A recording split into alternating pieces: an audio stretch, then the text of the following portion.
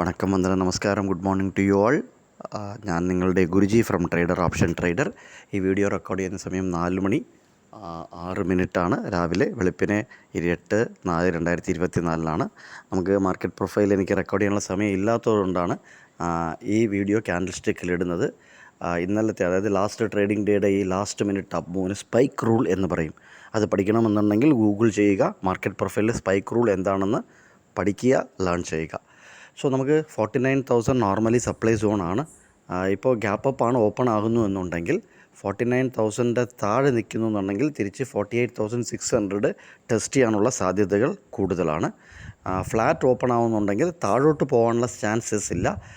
താഴെ നിന്നൊരു സപ്പോർട്ട് എടുത്ത് 48,850 49,000 എന്നുള്ള ലെവൽ നമുക്ക് മുകളിലോട്ട് തന്നെ നോക്കാവുന്നതാണ്.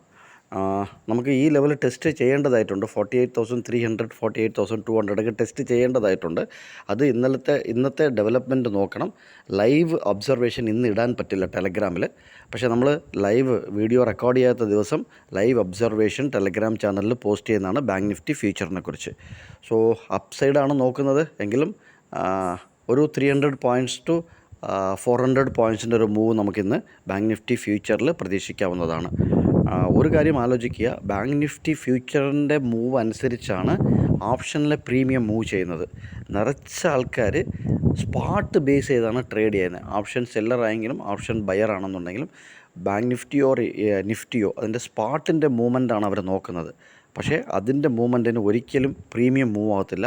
പ്രീമിയം മൂവ് ആകണമെന്നുണ്ടെങ്കിൽ ഫ്യൂച്ചർ ബേസ് ചെയ്തിട്ടുള്ള മൊമെൻറ്റം മാത്രമാണ്. ഇത് മനസ്സിൽ വയ്ക്കുക. ലൈക്ക് ചെയ്യുക, കമൻറ്റ് ചെയ്യുക, ഷെയർ ചെയ്യുക. Thank you very much. നന്ദി, നമസ്കാരം.